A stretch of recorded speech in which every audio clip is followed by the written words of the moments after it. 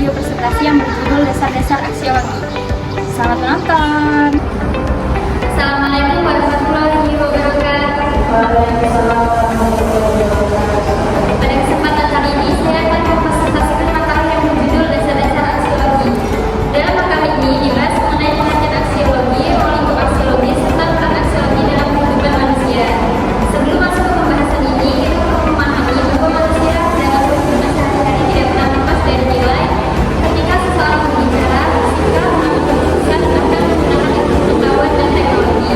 Semuanya selalu berkaitan dengan nilai. Karena itulah aksiologi menjadi salah satu cabang penting dalam filsafat itu. Baik, selanjutnya saya akan mulai dari pembahasan pertama, yaitu pengertian aksiologi. Pengertian aksiologi merupakan cabang filsafat yang mempelajari tentang nilai dan kegunaan suatu ilmu pengetahuan. Secara sederhana, aksiologi membahas tentang apa yang dianggap baik, benar, indah, dan bermanfaat dalam manusia. Kata aksiologi berasal dari bahasa Yunani, yaitu aksios yang berarti nilai, dan logos yang berarti ilmu atau teori. Jadi, aksiologi dapat diartikan sebagai ilmu yang mempelajari tentang nilai. Dalam kehidupan sehari-hari, manusia selalu menggunakan nilai sebagai pedoman hidup. Misalnya yaitu ketika seseorang memilih untuk berkata jujur, membantu orang lain, menghargai pendapat teman, atau menggunakan teknologi dengan bijak. Maka semua tindakan tersebut dipengaruhi oleh nilai yang diyakini manusia. Hal ini menunjukkan bahwa aksiologi sangat dekat dengan kehidupan kita sehari-hari. Selain itu, aksiologi juga menjelaskan bahwa ilmu pengetahuan tidak hanya bertujuan mencari kebenaran, tetapi juga harus memberikan manfaat bagi kehidupan manusia. Ilmu pengetahuan yang berkembang tanpa nilai dapat menimbulkan dampak negatif. Contohnya seperti teknologi dapat membantu kehidupan manusia, tetapi juga bisa disalahgunakan untuk penipuan atau kejahatan. Karena itu, aksiologi berfungsi sebagai pengontrol agar ilmu pengetahuan digunakan secara benar dan bertanggung jawab. Dari sini kita dapat pahami bahwa aksiologi bukan hanya teori filsafat semata, tetapi juga menjadi pedoman dalam kehidupan manusia agar lebih bijaksana dalam bertindak. Selanjutnya yaitu ruang lingkup aksiologi. Secara umum, ruang lingkup aksiologi dibagi menjadi 3 bagian utama, yaitu etika atau moral, estetika atau keindahan, dan yang terakhir yaitu nilai sosial dan budaya. Ketiga bagian ini sangat penting karena berhubungan langsung dengan kehidupan manusia. Etika atau moral. Etika merupakan bagian aksiologi yang membahas tentang baik dan buruknya perilaku manusia.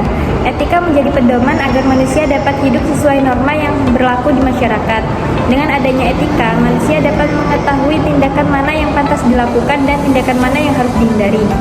Contoh nilai etika antara lain yaitu kejujuran, tanggung jawab, disiplin, sopan santun, dan lain sebagainya. Dalam kehidupan sehari-hari, etika sangat penting. Misalnya, seorang mahasiswa harus menghormati dosen, anak harus menghormati orang tua, dan lain-lain. Jika manusia hidup tanpa etika, maka kehidupan akan menjadi kacau karena setiap orang bertindak sesuka hati tanpa memperhatikan orang lain. Selain itu, etika juga membantu manusia dalam mengambil keputusan yang benar. Ketika seseorang dihadapkan pada pilihan yang sulit, nilai moral akan menjadi dasar pertimbangannya.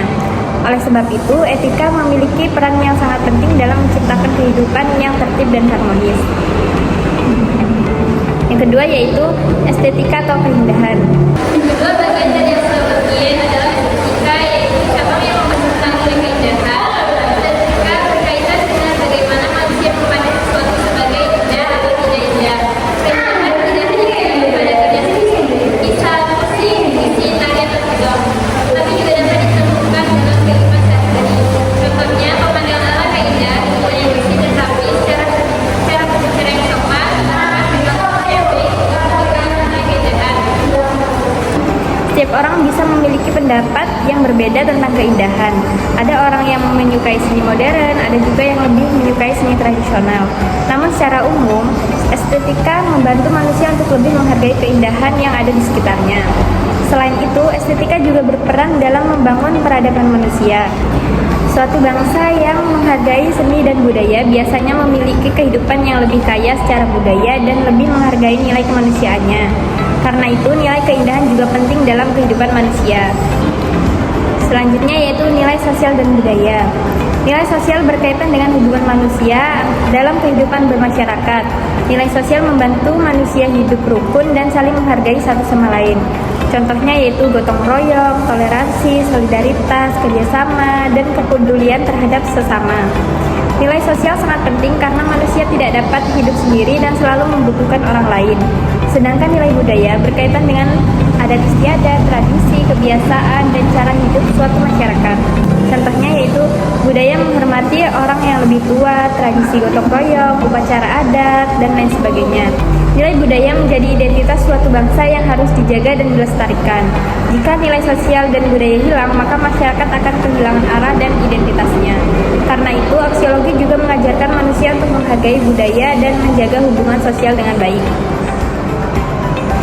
Selanjutnya yaitu peran aksiologi dalam kehidupan manusia.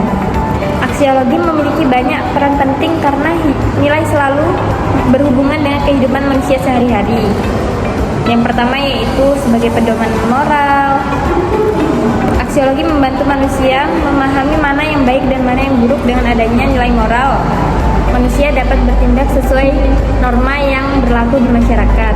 Misalnya yaitu bersikap jujur, menghormati orang lain, dan bertanggung jawab atas tindakan sendiri. Tanpa pedoman moral, manusia bisa melakukan tindakan yang merugikan diri sendiri ataupun orang lain. Yang kedua yaitu membantu pengambilan keputusan. Dalam kehidupan sehari-hari, manusia sering dihadapkan pada berbagai pilihan dan masalah. Aksiologi membantu manusia mempertimbangkan nilai sebelum mengambil keputusan. Contohnya, memilih keputusan yang adil, mempertimbangkan dampak bagi orang lain, dan tidak mengambil keputusan hanya berdasarkan keuntungan pribadi. Dengan adanya pertimbangan nilai, manusia dapat mengambil keputusan yang lebih bijaksana dan tanggung jawab. Yang ketiga yaitu mengarahkan perkembangan ilmu pengetahuan. Ilmu pengetahuan tidak boleh digunakan sembarangan. Ilmu harus memberikan manfaat bagi manusia dan tidak merugikan kehidupan. Contohnya, teknologi kesehatan digunakan untuk membantu pengobatan, teknologi pendidikan digunakan untuk mempermudah pembelajaran. Jadi, aksiologi memastikan bahwa ilmu pengetahuan digunakan secara etis dan bermanfaat. Yang keempat yaitu mencegah penyalahgunaan teknologi. Saat ini, perkembangan teknologi sangat cepat. Teknologi memang memberikan banyak manfaat, tetapi juga dapat menimbulkan dampak negatif jika digunakan tanpa nilai moral. Contohnya itu seperti penyebaran hoax, online, dan penyalahgunaan media sosial. Karena itu, aksiologi berfungsi sebagai pengontrol agar teknologi digunakan dengan bijak dan bertanggung jawab. Dengan adanya nilai moral, manusia dapat memanfaatkan teknologi untuk hal-hal yang positif. Yang kelima yaitu membentuk karakter individu. Aksiologi juga berperan dalam membentuk karakter manusia. Seseorang yang memiliki nilai dengan baik biasanya memiliki sikap jujur, disiplin, bertanggung jawab, menghargai orang lain, dan memiliki kepedulian sosial. Karakter yang baik sangat penting karena menentukan bagaimana seseorang berperilaku dan kehidupan sehari-hari. Selain itu, karakter yang baik juga membantu menciptakan nilai yang positif dalam keluarga, sekolah, maupun masyarakat. Yang terakhir yaitu menciptakan keharmonisan sosial. Nilai seperti toleransi, keadilan, kerjasama, dan saling menghormati dapat membantu mencegah hubungan baik antara individu maupun kelompok masyarakat. Jika setiap orang menerapkan nilai-nilai tersebut, maka kehidupan masyarakat akan menjadi lebih damai, tertib, dan harmonis. Sebaliknya, jika manusia mengabaikan nilai, maka akan mudah terjadi konflik, perpecahan, dan ketidakadilan.